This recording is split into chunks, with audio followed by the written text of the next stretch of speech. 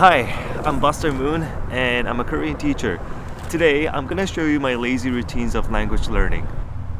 Just so you know, I speak about 6 different languages, and the first one is Korean, which is my mother tongue, and the second is English, as you can see, and the third one is Chinese, and I speak pretty fluent Chinese, and it's Mandarin Chinese.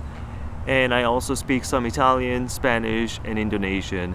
Obviously, I don't speak all these languages on the same level. For some, I'm on the advanced level, some I'm a beginner. But language learning never ends, right? Once you start learning a language, you learn the language until pretty much you die. So I guess I can say I'm learning 6 different languages right now, including my mother tongue, Korean. So as someone who teaches a language full-time and learns 6 different languages at the same time, I would like to talk about language learning and how I have come to speak these multiple different languages. You know, when it comes to language learning, what they taught us at school is to set up a goal, build your plan, and then start learning different grammar patterns and memorizing vocabulary and stuff like that, right? Very traditional teaching method. And they're all very important and they help you learn a language. But I believe the most important thing that schools don't teach us is how to be consistent. Let's say you're learning Korean. If you think about 5-year-old Korean kid talking to their parents and friends, how they speak is definitely not high-level Korean, right? But if you were to imagine yourself speaking the same type of Korean, the same level, then you'd be really satisfied to speak that level of Korean, right? So your target language at the level of a 5-year-old local kid is a realistic goal. But at the same time, if you think about it, it took 5 years for that kid to speak that level of language. Obviously, we're grown up, we know how to study things, so there are some benefits of that, right? But then we tend to fall into some traps that make us take much longer time to get to that level, often more than 5 years, and end up just giving up. So we do understand it takes a long time, at least a couple of years, and could be even 5 or 10 years. It takes a really long time to learn a foreign language. And this leads us to the most important thing when it comes to learning a foreign language, which is consistency, like I said. And if you want to be consistent in anything you do, you have to enjoy the process. You have to enjoy yourself doing it, otherwise it'll never work. Just like bodybuilding, right? Building muscles, going to the gym, you have to enjoy it, otherwise you're gonna get your pass and then not go anymore after like a month. So first, I'm gonna go to gym.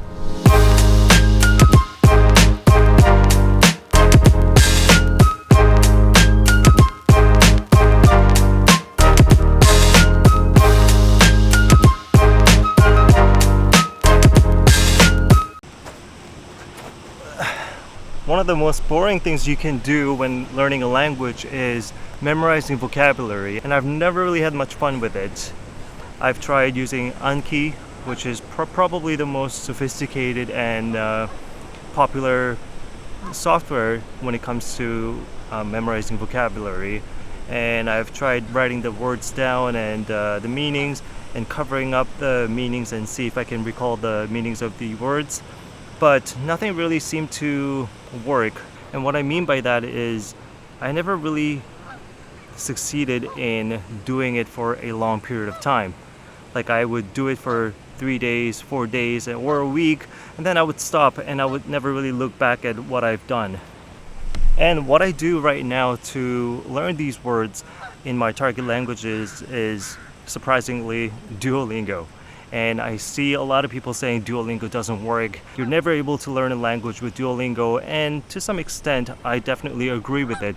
But when it comes to memorizing vocab, I think it works. And I use Duolingo every single day to improve my vocabulary.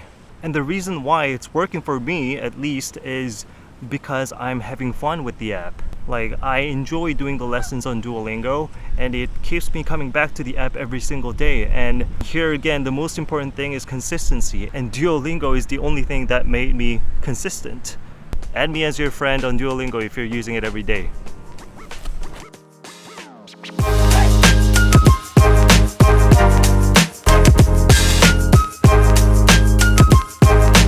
So right now I'm learning two languages. One is Spanish and the other one is Indonesian. I don't know if learning two languages at the same time is good, but that's what I'm doing anyway. I guess it depends on your situation and what kind of languages you're trying to learn at the same time. But it's been working fine for me. But more importantly, you have to prioritize one language over the other. You can't really spend the same amount of time for each language because there's only so many hours you have in a day. So I usually spend somewhere between 1 hour and 1.5 hours for these two languages, and my priority is Spanish right now. So I would spend at least 1 hour for Spanish and then somewhere between 15 and 20 minutes for my Indonesian. So the main thing about my lazy language learning routine is that I watch videos. And where do I watch these videos? YouTube. So what's great about YouTube is there's a ton of content and everyone's got a different interest, and you can find whatever interest you have and find great content, and there's going to be a lot of content for you. So these days I'm watching Easy Spanish, and I think there's the same type of channel for Italian and French. So if you're learning those languages, you can look up and watch their content. They upload videos every week, so you're never going to run out of content. So the videos I watch from Easy Spanish channel, they're not so difficult to understand and still somewhat challenging. And that's really important here.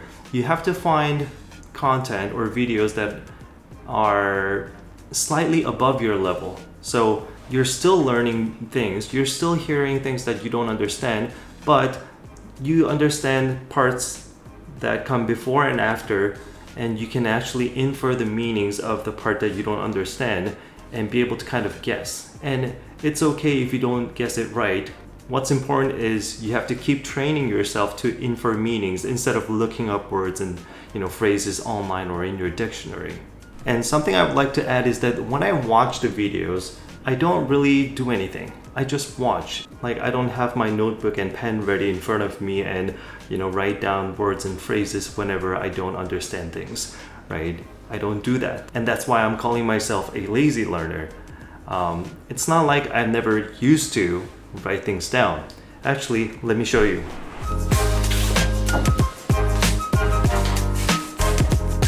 So here it is. If you look at this, I have a lot of notes.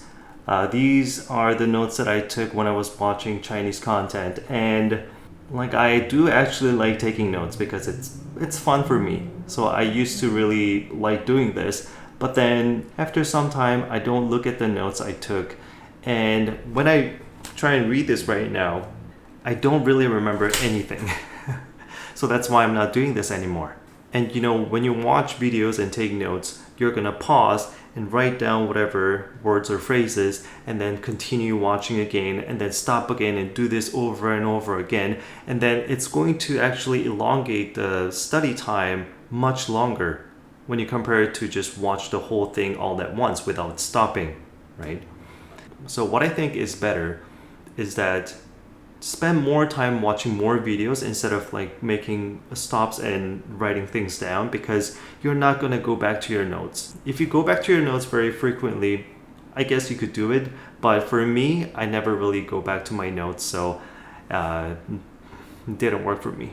So I just spent a lot of time on YouTube watching Chinese variety shows, movies and things like that, and then now I can speak very good Chinese. 如果我路上遇到中国人，我跟他们交流没什么问题。我觉得写笔记没那么有用，我觉得还是多听多说更重要。So that's what I do for my Spanish. I do that every morning as soon as I wake up.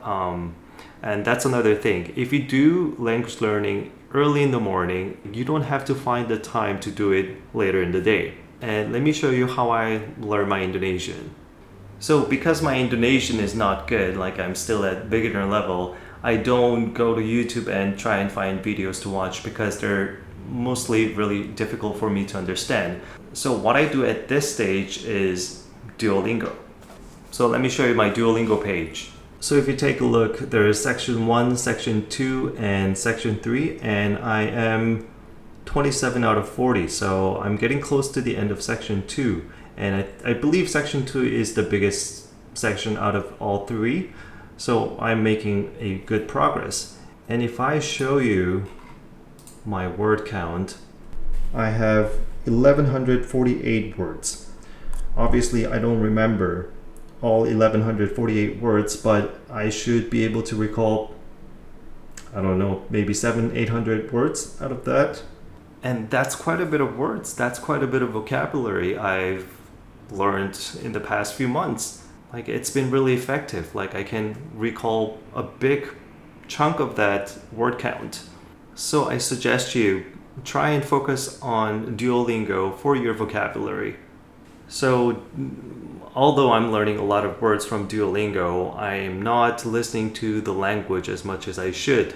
So what I'm doing for that part is I have a private tutor that I meet at least once a week, and I listen to her speaking Indonesian for an hour every time.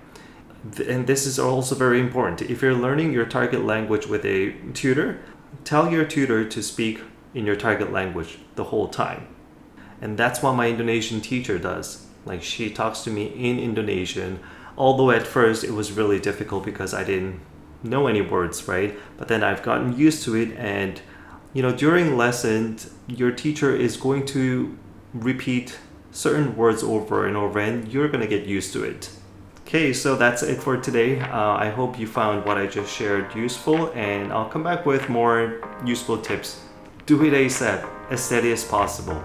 See you guys.